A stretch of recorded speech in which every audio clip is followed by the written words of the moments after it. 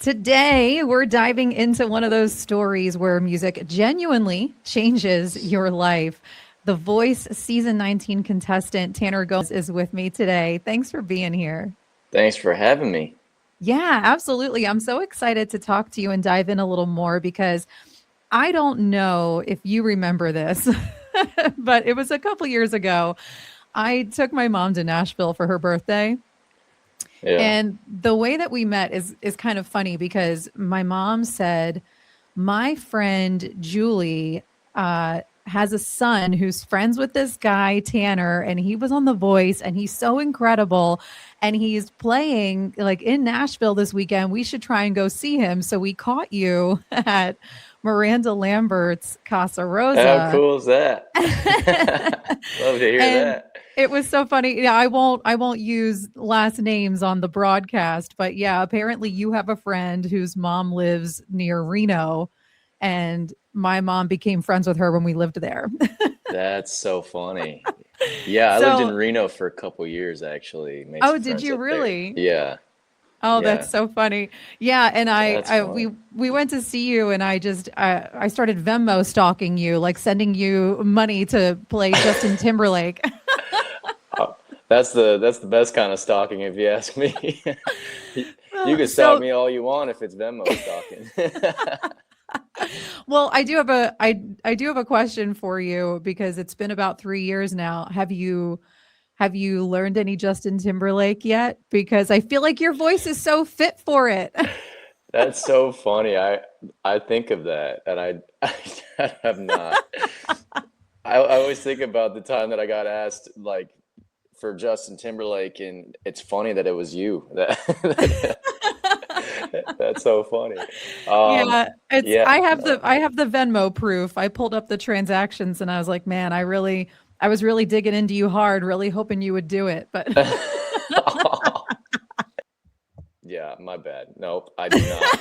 My sister loves. You know what? I grew up. My sister's. She had like an old Eclipse, like a 2000 Eclipse or whatever, and she would listen to Justin Timberlake's album on repeat every time I got in the car with her.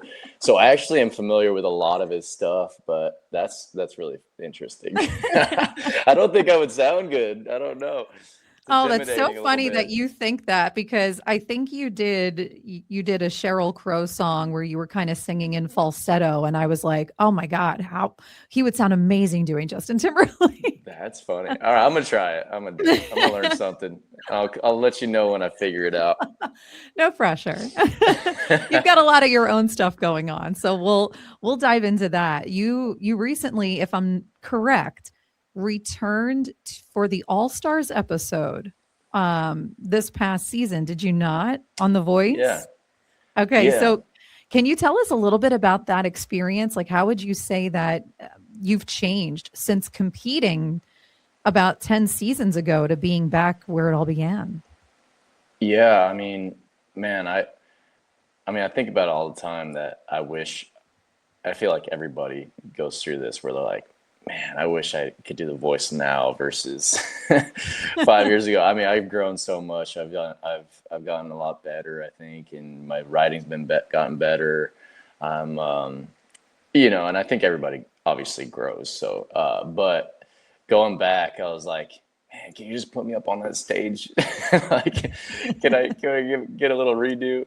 But it was really cool because there were a lot of contestants when they called us back. Actually, every single one of them was not on my season. I was the only one from my season that went back for the live voting thing. So I got to meet a lot of people out there, very talented people, make connections, and it was really fun. I mean, I didn't sing or get any like crazy cool I don't know camera time, but um, it was really I made really good connections. I wrote a song with one of the guys that are out there, and very excited about it.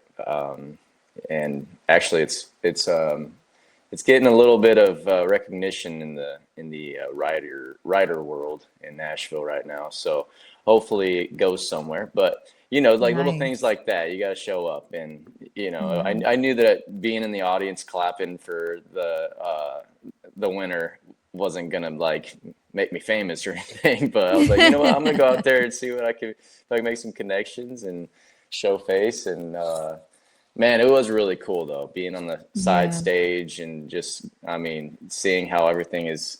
Well, honestly, being back in Universal Studios in that room where Yeah. the stage is was really nostalgic, really weird a little bit, especially being in the crowd. But Yeah. it was cool. It was a really cool feeling. Made some good friends too. So Yeah. yeah, it was really fun.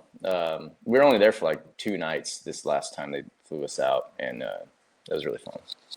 It's wild how quickly things like that happen. It seems like it takes like such a long production.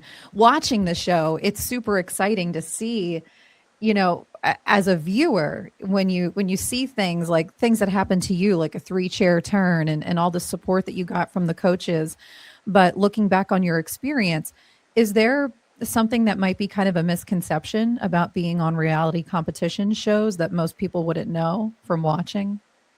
Um, so I'm, I mean, I was out there for months, and like I mean, the season lasts less than how long I was out there.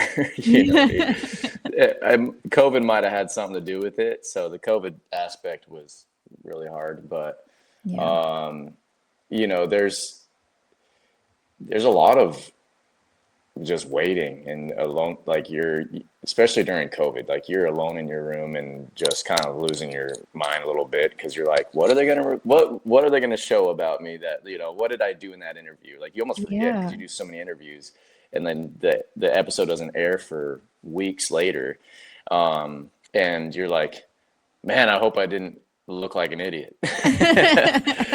And you have so many weeks to think about that every episode, and but like, I mean, it's really cool just how it's all set up. And Yeah.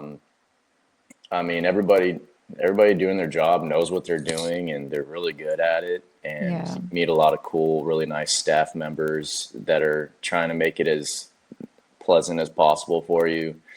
But yeah, I mean, misconceptions.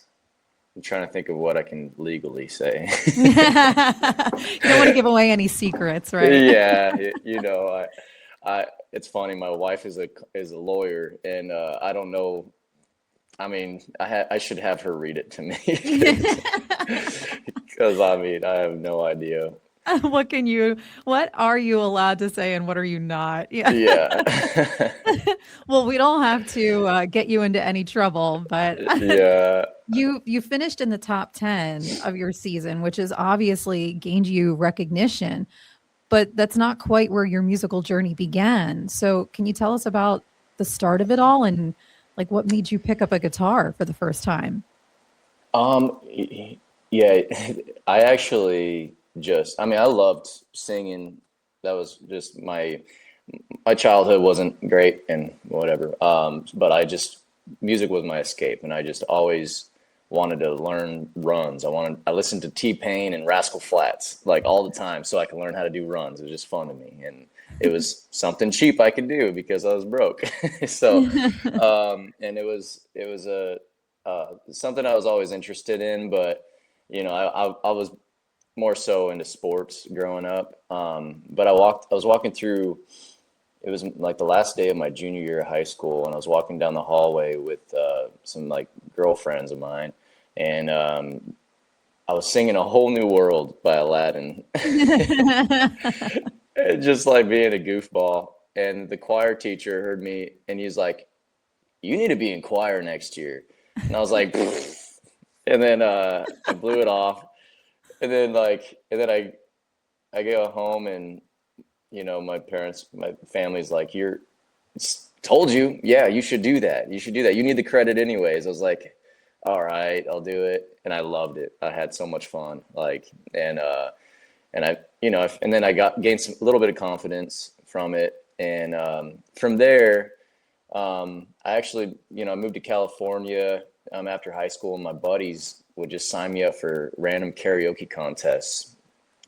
And it was always like my dream. It's like secretly, like, you know, I didn't really know what I was capable of or if it was even something I could do. So I never thought that I should pursue it when I was younger. But Yeah. then, like, after I kind of gained some confidence from the karaoke contest, like, because I started winning them all. I literally I won them, and I was like, "What the heck? I'm pretty good at singing." Okay, and then I won. Like, actually, one time there was a karaoke contest at a car dealership, and and my sister was like, "Put $1 in for the raffle to win that car over there," and I was like, "Can I borrow $1?" I didn't even have $1. She gave me the dollar. And I didn't have a car at the time. I was 19, 20, 19. And I so I put in for the raffle and then did the karaoke contest that day. I won a car with the karaoke contest, and then I won the raffle too. Wow. Yeah, they were really crappy cars, but you know what? Like, it was really funny for me. And but anyways, you know, that was like my little things like that. I was like gaining confidence, and like, I mean, I wasn't going to college or anything. I didn't know what I was going to do with my life. I knew I Yeah. needed to get out of my hometown, and that's what I did. And I made really good friends, and I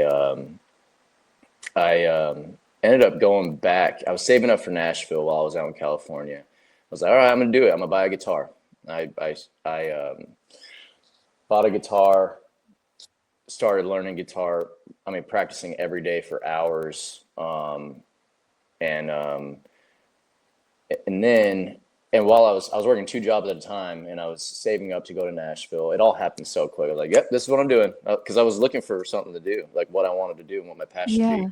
And like right then, I was like, buying a guitar. I'm learning guitar, and I'm gonna start writing, and I'm gonna move to Nashville. So I started saving and working a couple jobs at a time, and I was living with my sister, and we were renting this apartment out.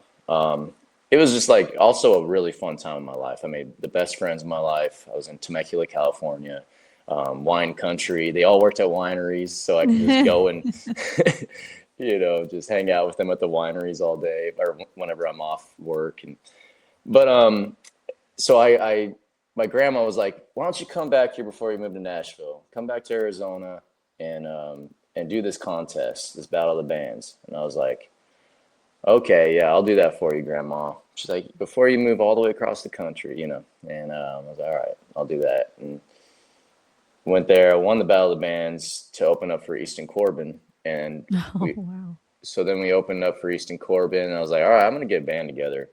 And I got stuck in my hometown for like 4 years. It's Oh like, my gosh. oh, you know, and like the whole time I was like, in the back of my mind, I was like, I don't want to be here. I wanted to be in Nashville. Yeah. So it kind of ate me up a little bit. And but my band, you know, we were doing well. We were playing a bunch of gigs, traveling for some gigs to Phoenix, which is like 3.5 hours away from my hometown in Yuma, border of Mexico, Yuma, Arizona. But it was just not. It wasn't what I wanted, and so I actually then I got a girlfriend. This is very detailed, but like, yeah, I hope this is not off track from what you asked. No, I love this detail because Okay, you don't hear stories like this in between songs on stage, you know. yeah, yeah, But no, that's like great. despite not, maybe not wanting to be back in your hometown that long, it kind of sounds like it was like a really like positive impact on where you went after that. I mean, it sounds like you were almost meant to be there for that time. Yeah, no, I learned a lot, made a lot of mistakes, learned so much from being out there, and I had a lot of very supportive people in that town that, you know, obviously they're not the reason I wanted to leave the town. It's just, Yeah. you know, I dreamed of Nashville, and I mean, they were putting together raffles and stuff, and just so they can help me get me my first album, you know, recorded in Nashville. And I had a lot of supportive people in that town, and I ended up getting a little bit screwed over by the producer, but you know what, that happens. And Yeah. so then I ended up moving. I had a girlfriend at the time, and we moved to Reno, Nevada, because I was like, I mean, she pulled me into Reno. I followed her to Reno, Nevada, because I was like, oh, this is a way to get out of Yuma. But honestly, like, I liked her and everything, and Yeah. we moved in, and I was just not, because I was just like kind of sore about music at the time. I just wasn't happy about music, and I was like, all right, I'm gonna go. Maybe I should just go get a real job with Coca-Cola, which I did, and I'll just climb the ladder, and I'll go with her wherever her next contract was. And she was a news anchor, so then I moved to Reno, and with her, and I hated my life. I Wow. climbed the ladder. I climbed up 5 positions within 6 months. Like, I was grinding, trying to get really good at, sales and management or whatever. And Coca-Cola, I went from the warehouse all the way up to, not all the way up, but, to management Wow. and with sales. And I was very unfulfilled, and I was going to school full time online, because I was like, I need to make her parents proud, that type of thing. Wow. Well, if anything's gonna hurt your ego, it's when you go to ask her dad for his blessing, and he says, "No, you don't make enough money." Wow. Oh my gosh. Yeah, so I I didn't think people actually said stuff like that out loud. straight up said it to me. Jeez. Yeah, I laugh about it now, but like it ate at me, and I Yeah. wasn't sure what I was doing at the time, anyways. And to be honest, my sisters were like, "It's about time. You better go get a ring." So like, Wow. when that happened, I was like, "Nashville, it is." I made my mind up. I made my mind up. I was like, you know what? Yeah. I want her to have her family to be happy and everything. I want her to be happy, and I'm gonna go to Nashville. Like, Yeah. and I want to be happy. Like, I want to do what I want to do. And I moved to Nashville, and man, I did not know what I was doing. I was like, it was a mess. I was working valet and going to school full time, still online, and I didn't know a single person. I found somebody on Facebook Marketplace to live with. I didn't know anybody in Nashville. I lived with them for like 2.5 years. I was so busy that I really didn't have any friends at all. I Mhm.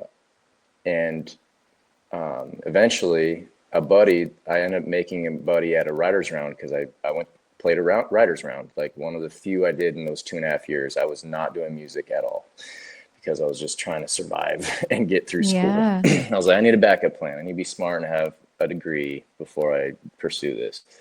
Well, anyways, my buddy signs me up for The Voice, and he knocks on my door like 6 a.m. and he's like, "Dude, get up. I signed you up for The Voice." I was like, "Why do I have to get up?" But also cool. Like, let me go back to sleep. Yeah. Why are you knocking my door at 6 a.m.? But honestly, that was huge for me, because I didn't think I was going to make it. And I was like, apparently when I got to LA, I found out that I was like the only person that stood in the line for 8 hours. Everybody else was like found on social media, Oh, or like wow. at some other way, like invited to audition at a bar or something. Right. I was in the rain with was using somebody else's umbrella, Oh my and like gosh. huddled under their umbrella for probably 4 of the hours, and then waited in line for 8 hours, did the whole process, and yeah, and I couldn't believe it. I made it, and yeah, it helped me out. I mean, I can book a gig way easier. I mean, Yeah. I got back from LA, and immediately they were like, "Hey, my wife liked you on The Voice. I book a circuit out here on Broadway in Nashville. Do you want to play?" And like, yes. Yeah. It was just like that easy. And I Wow. I didn't know how. I didn't have any connections, so I didn't even know how I could get on Broadway or make money with music out here. So it was really a blessing. I definitely needed it. I was Yeah. working valet, not making any money. Man, I remember, like, I mean, I did the math while I was out there. I was like, or while I was doing valet, I had $30 a week to eat off of. Oh my gosh. And I made it work. And I was still going to the gym every day. Yeah, I was like, this is how I've always lived. I know how to do Yeah. this. This is fine. It's Uh, amazing what you find yourself capable of, when you're put in a particular situation. yeah, You get resourceful. Would yeah. you say, I'm curious, like if you actually did move to Nashville at the time you wanted to move to Nashville, instead of kind of being like taken on this detour and then finally moving to Nashville, how do you think your songwriting had been affected by having all those unexpected experiences? Um, yeah, that's a really good question. I think I think I got a lot of tweaks out in Arizona. So I think it was like, and I was just an idiot, like I was a nice guy, but like I was an idiot. Like I didn't know anything. I didn't know how to lead a band. I didn't know keys I couldn't just call out a key or like tell them, hey, we need to change this a key or to a different key or Wow. anything. Like I didn't I really had to count on the band at the time. And I don't want to say idiot. I just didn't put the time. I just bought a guitar. So Yeah. um but like I'm glad that I embarrassed myself there versus here, I mean I still embarrass myself here, but I feel like I'm in a good place right now, like Yeah. just trying to just I've been really trying to get better at writing, and I've got some, like I've gained some confidence in my writing, um, and I have like cool little groups of people that got me music friends, and I got my non-music friends, and I feel like that's Yeah. important, and so like Nashville feels like home to me now, and just like being able to I don't know. I think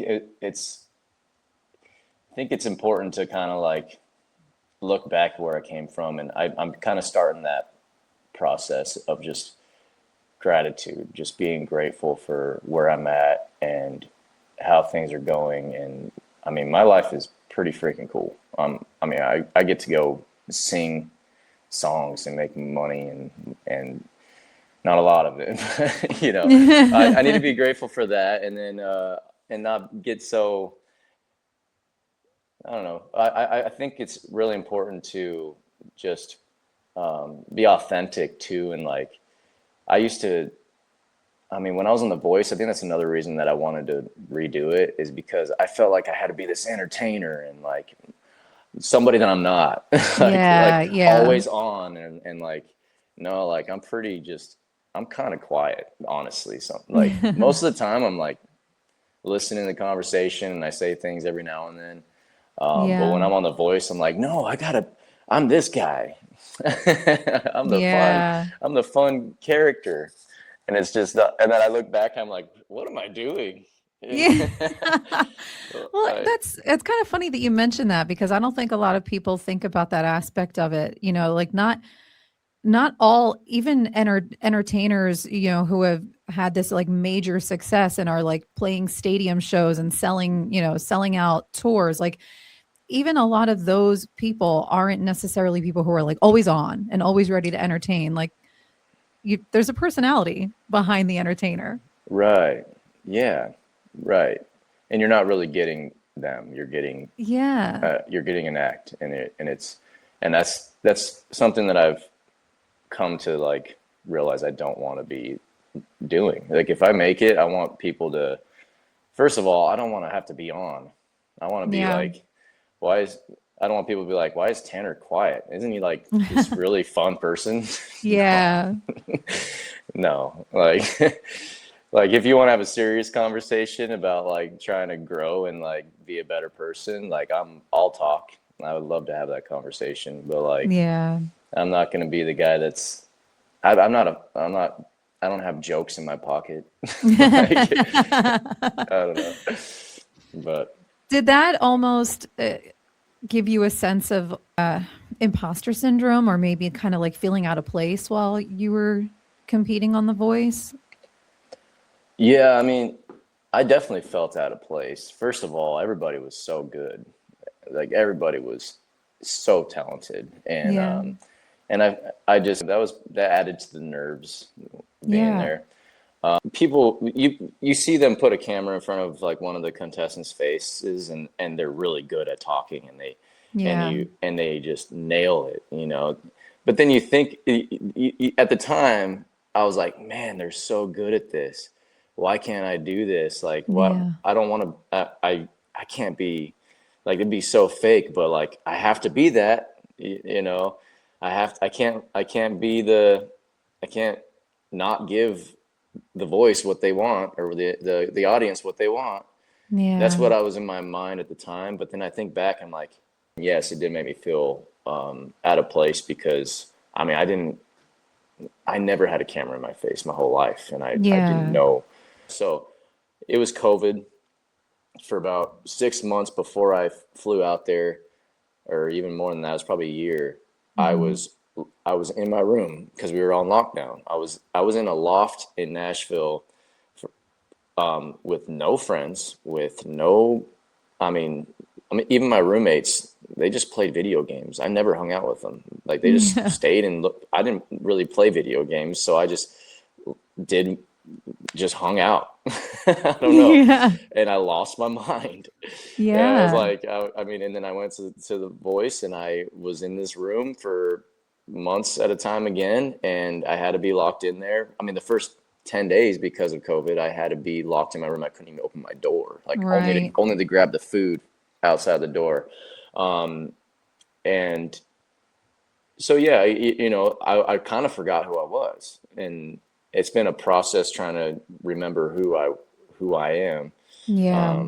I think because of also like just my life, the way my life has been, I feel like it's been hard to figure out my identity anyways, just because of the way I was raised, and just poor moving. I mean, I think between the time I was like 9 and 18, I lived in 14 different places. And I mean, getting kicked out, 24-hour notices each time. And Wow. just like, yeah, not knowing who I am. So like not even knowing what to front or how to front myself. Like, Right. that was hard, but, you know, I'm in a good place now. Like, I feel like I'm starting to figure out who I am, and what kind of artist I want to be, because what's authentic to me is trying to be better. Like I Yeah. really do. Like I put an effort in trying to be a better person, a better artist, better songwriter, better husband, all around. Like I'm thinking about this stuff all the time. Yeah. And if I can write songs about that, if I can write songs about my like storytelling about my cowboy relatives, and like I have a relative that was a cowboy slash coyote. If you don't know what a coyote is, look it up. I'm not going to explain it here, but I wrote a song called Coyote, and it feels so authentic to me. Even though I'm Yeah. writing it's about somebody else, it's got the border vibe to it. It's got a little bit of, I mean, I was the only white boy growing up, really. Like there were Yeah. in my junior high, everybody was Mexicans, and all my best friends were Mexican, and so like being around mariachi music all the time, and having Wow. I was a chambelán in like three different. I'm gonna get so much hate for saying chambelán like that, but I was a chambelán in like three quinceañeras, and Wow. like across the border, had to go into Mexico to have to do it, and Yeah. like it's like so like doing. I feel like that song, of all the songs I'm about to release, might pave my way, because it's different, and it's also very like it feels authentic, feels really authentic, and it's different and Yeah. like fun. Like I'm so excited about it. That's really cool. I mean, Yeah, would you say that that your songwriting has kind of, because you mentioned like trying to find this identity, and trying to like figure out who you are as an artist. Would you say that your songwriting is helping you discover that, or that you discovering who you are is influencing your songwriting? Like it's almost, like which is influencing the other, it's or do int- they kind of work in tandem? yeah, that's a really good question because like I think the songwriting is actually helping me Yeah. almost. Like I think that's probably my answer because I mean when I wrote Coyote, I I wrote it with my buddy Luke Gallagher, and he played the guitar. He actually went out. He's from Australia, and he went out to Arizona with me to play like a big event, and it was first time in Arizona. So like he became obsessed with it, and he would like he'll send me a picture whenever he has a Corona, like like he's like my Mexican buddy now, from down under, but he uh he brought the idea up. He's like, dude, what if we wrote something like kind of like mariachi inspired? Because I think he saw that in me, Yeah. and I think I owe a lot of this like realization to him because he's like, here's like a little thing I made up on the guitar, and he do do do do do, I was like, Yeah. yep, all right, and then I just started like, writing the words, and we were figuring out the melody, and we're like, dude, this is cool. And like everybody that has heard this song, they're like, this is cool. It's different, and Yeah. it makes you like happy. It's storytelling, but it's and like I it has all the things that makes me really love writing and performing. And so anyways, it's really cool, like kind of discovering that's me.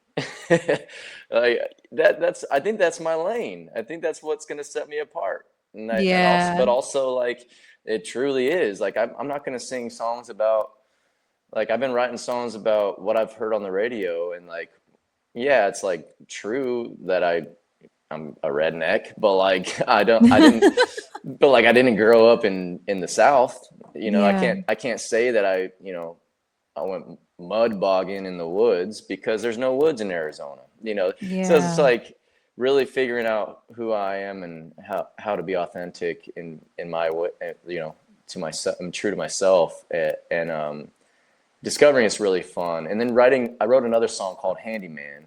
I wrote it with actually Justin Richards. He's Post Malone's lead guitar player, and Nice. he was like man, how'd you become such a handyman? Like, how'd you become a handyman? That was this question when we went to the songwrite, and I was like, I mean, honestly, I wanted to have all the skills so that I can give my future kids a better life. And I started collecting all the tools when I was doing construction. Instead of renting tools when I needed it, I bought it, and I just learned the skills because I want to be able to teach my kids and teach them more. Like I want them to have a Yeah. better childhood than I had. And he goes, dude, we're writing that right now. We're writing that. And it's probably going to be the most popular song that I've written.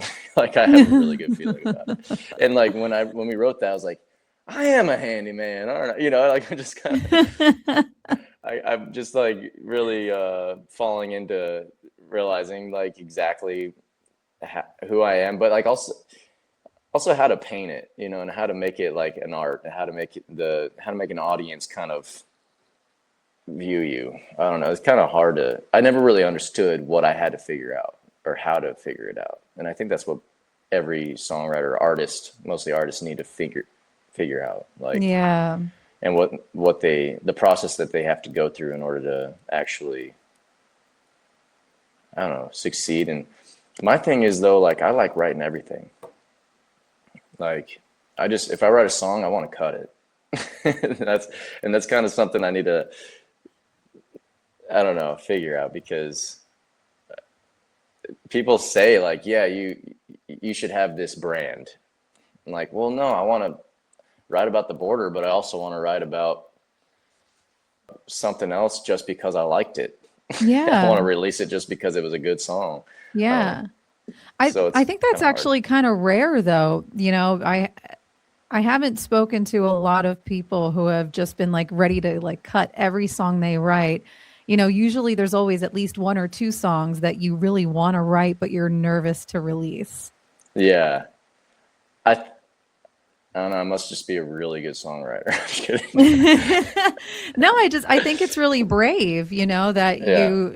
you put your thoughts into words and you turn those words into lyrics and then all of a sudden you're just like, all right, yeah, I'm ready. Like, let's cut it. Yeah. I mean, or just crazy. I don't know. Yeah. I mean, I do just want to keep releasing music, and maybe I should be more picky, but like my thing is I haven't locked in like a brand at all. So it's like, Yeah. all right, let's just cut it. If it's a really good song, let's cut it. And if that's what is going to get an audience and create a brand for me, or create a lane for me, then we'll just release it. And I don't know. Just my thing is like what's authentic to me is just writing what I want to write. And Yeah. so I'm going to do that. And then if there's a lane that I end up having to fall into, I'll fall into that, but I'm going to keep writing whatever I want to write and Yeah. release those every now and then as well. Cause yeah, I mean, I'm going to write a song about getting drunk at a bar because I want to, and even though I'm, Yeah. about my broken heart, even though I didn't get my heart broken. I'm just gonna write a song about broken heart because I had a really cool idea. Yeah. Like, it's fun, whatever. Like, Yeah. Well, I mean, you've got to take those risks, right? Because it's yeah, usually worth the reward. right. Yeah. I started a song. Um, it starts out, "This ain't the first time a cowboy's been drunk on this stool." And I was like, man, some real cowboy needs to sing that song. Yeah. You know, I haven't had horses in a long time, but I end up cutting it. So Yeah. whatever. Like, I was like, if nobody else is gonna cut this, I'm cutting it. Like, whatever. I don't care. Yeah. I love that. Well, you seem to, gravitate towards obviously like country songwriting, country music. Is there like a non-country artist that people would be surprised that you listen to? I love T-Pain. Yeah. I used to, especially when I was like in high school, I loved T-Pain. Like, I Yeah. loved doing the runs, and I loved how smooth it was. And um, T-Pain, who's another artist that's kind of off the wall? To be honest, I don't listen to a lot of music anymore. I play music so much.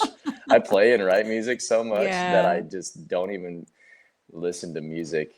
Um, That's so wild to hear you say out loud though that like you don't really listen to music all that much because I yeah, guess, it's because what you're doing most of the time. So then in your free time there really is no music. right. Yeah, I mean, when I'm here, when like right now, I'm drywalling the nursery. We have a baby on the way, our first Oh, kid. Um, wow. Yeah, so I've been doing that for like a couple weeks, and I've been listening to my songs that I just cut on repeat, just kind of figuring out what revisions I need to, tell my Wow. producer like, hey, there's something here that this level needs to be changed, or this we should put something here. So the work like never stops. Yeah, basically. But you know what? It's also really cool and rewarding. I love it. I Yeah. love this side of it so much. I love recording songs that I've written. It's the best. Yeah. And I get so excited every time I go in the studio and we revise something, and then I'm like, send it to me right now. I need to listen to it on my way home. I'm just so excited. And I'm just really excited about these songs specifically too. Like I think they're really good songs, and I feel like I think they're gonna change my life, honestly. Yeah. Which is Yeah. just fun. It's a cool feeling. And if they don't, whatever, they're cool songs. Well, a couple rapid fire questions for you just to have like a little bit of fun before I let you go. Um, right, like top of your head, dream duet. Oh man, dream duet. Casey Musgraves. Yeah. Yeah, she's got like she's got like the Western sound, but Yeah. also like a softer voice, and it's very fitting with what I do. It's like Yeah. the production side of it and everything is kind of similar. Okay. Yeah, I think that would be really cool. I could see that. Yeah, Okay. Go to late night food. late night food. Oh, Taco Bell every time. I mean, that's. I was like, come on, dude, think outside the box. Yeah. It's Taco Bell or ice Yeah. cream. That's a pretty solid choice. Yeah. All right. And biggest red flag when you first meet somebody. Oh man, that's good. Oh man, that's that's loaded. There's a lot of things that I don't know if they just can't stop talking about themselves or like one Oh, upping you. yeah. You know, Yeah. if you can see right through the fact that they need to one up you, like Yeah. nope, I'm good. Yeah, and there's a lot of Yeah. that. Oh, yeah. Yeah, there's a lot of that. Yeah. Um, That's a solid one. I think I'm with you on that. All right. Well, we know that you've got a lot of things to look forward to. You've got, I mean, congratulations, baby on the way. Songs that you're working on currently. Where can everybody follow along on the journey, and what can we expect first, baby or released music? Oh yeah, no, I that's a good question because I think I got to figure out a plan. The baby's here in August, so Oh um, man. I think I'm gonna release one song in July and then Okay. uh, do singles for about for 5 months, and then Nice. they'll all end up in the same album. So one song will be released, I think, before the baby. Okay. I'm pretty sure. Unless I just release them all. I don't know. I get pretty Yeah. excited. Well, I think everybody will understand if the plan changes. Yeah, thank you. Yeah, Yeah. please, everybody, understand. I care so much. Awesome. Well, where can we follow along to like see what's coming next? Tanner Gomes Music, everything. That's my Instagram, Facebook, TikTok. Um, and then Tanner Gomes, like Gomez with an S. I think that's also why I kind of want to go the Coyote route, you know, Yeah. with music. I mean, like Gomez with an S that should be the album cover next time I Yeah. put it out. But yeah, Tanner Gomes, everything. Yeah, I really appreciate all this, any support you guys can give me. I mean, I'm really trying to do this, not only just authentically, but I want to do things right. I want to actually like change the world a little bit. I want to be make a positive impact on the world. And if you want to follow somebody that is, I mean, we're farming. We have a farm. We have animals, and it's gonna, you know, it's not just gonna be all music. If you want to give me a follow, it's fun. Yeah. Yeah, you've got some fun content. I love watching like like the adventures of Tanner the farmer. Thank you. I just turned an armoire. I bought an armoire on Facebook Marketplace, and I chopped it down and I made it a secret door. Like I just do random stuff. I don't know. Once I have a kid, though, I won't have any time to do any of that stuff. But That's great. yeah, Well, but thanks so yeah, much for taking the time to join me today. absolutely. Thank you for having me. Yeah, sure thing.